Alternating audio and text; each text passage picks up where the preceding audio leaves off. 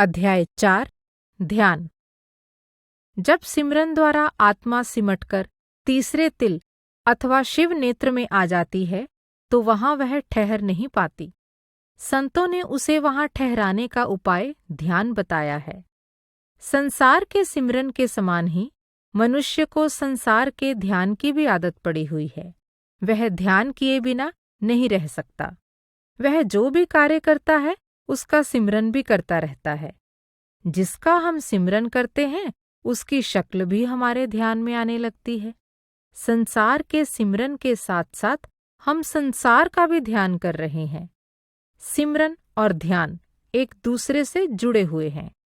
यह संसार का सिमरन और ध्यान ही जीव के बार बार संसार में आने का कारण है। जहां आसा तहां बासा।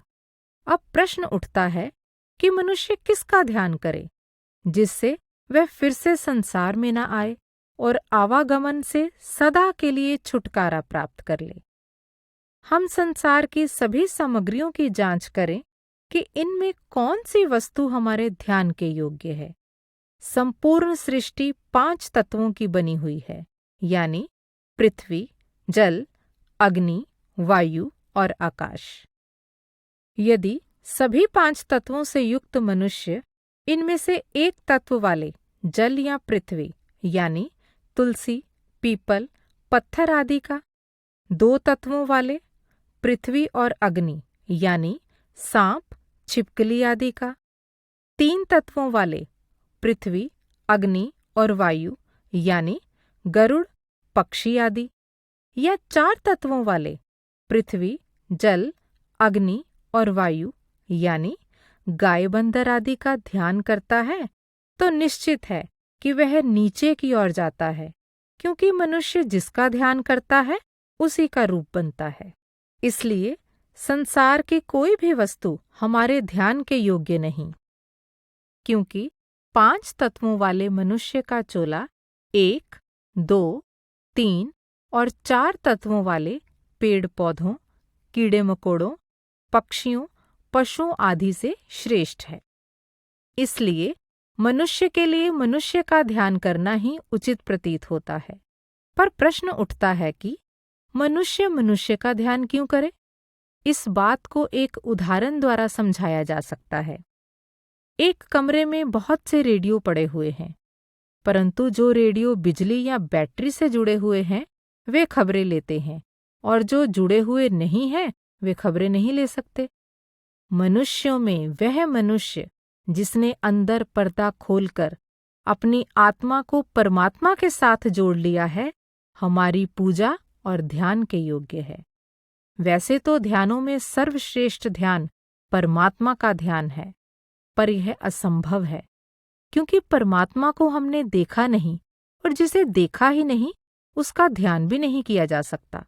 जब तक हम उसे देखने के योग्य नहीं बनते, हमें संत सतगुरु का ध्यान करना चाहिए, जिन्होंने अपने अस्तित्व को परमात्मा में लीन कर दिया है, जो बूंद से समुद्र हो चुके हैं, जो बूंद के रूप में प्रकट होते हुए भी समुद्र में समाये हुए हैं।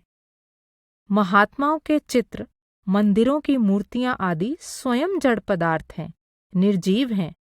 उनका ध्यान आत्मा को, जो शुद्ध चेतन है, किस प्रकार 9 द्वारों से खींचने में समर्थ हो सकता है?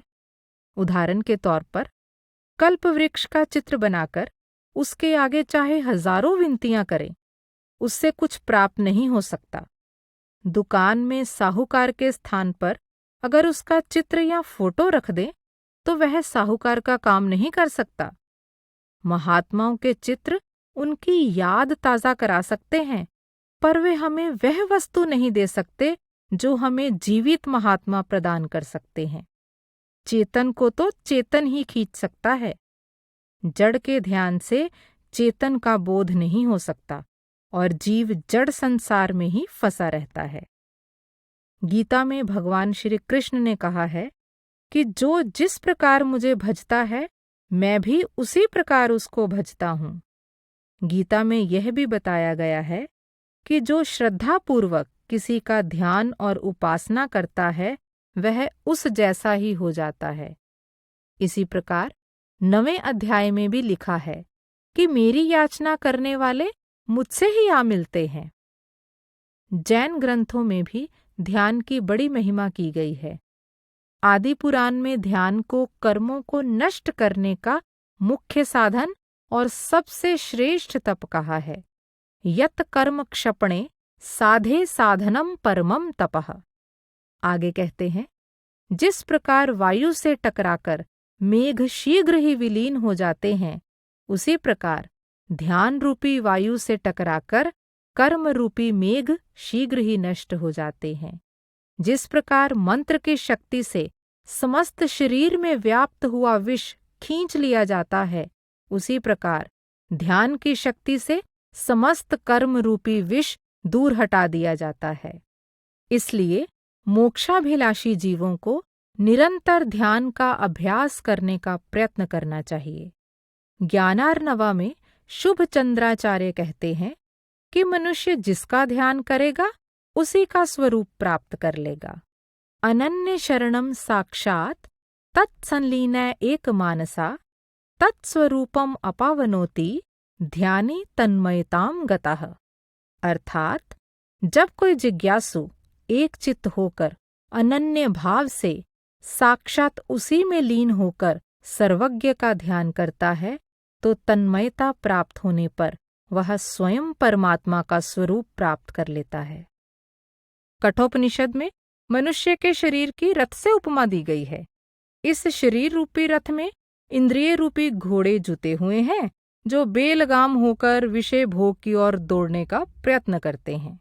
मन लगाम है, जिसे खींचकर रखने में ही भलाई है, पर चंचल मन को वश में करना कोई सरल कार्य नहीं।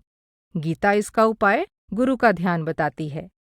तू मुझ में चित्त लगाकर मेरे परायण हो जा। इसी उपाय द्वारा चित्त को एकाग्र करते हुए चंचल और अस्थिर मन बाहर जहां जहां भी जाए, उसको वहां जाने से रोक। वास्तव में नाम के अभ्यास की दूसरी सीढ़ी ध्यान है। ध्यान सिमरन की गूढ़ अवस्था का ही नाम है। जिस प्रकार सीढ़ियों के बगैर हम किले पर नहीं चढ़ सकते, उसी प्रकार सतगुरु के ध्यान के बिना हम परमात्मा तक नहीं पहुंच सकते, और ना ही आत्मा अंतर में स्थिर हो सकती है। पर यह अवस्था किसी जीवित देहधारी संत सतगुरु के ध्यान ही से ही प्राप्त होती है। पुरातन या गुजरे हुए महात्माओं का ध्यान हमें कुछ नहीं दे सकता। जब देहधारी संत सतगुरु के ध्यान के द्वारा आत्मा स्थिर हो जाती है, तब अंतर में शब्द धुन प्रकट होती है, जिसका धुनात्मक नाम कहकर ऊपर वर्णन किया गया है।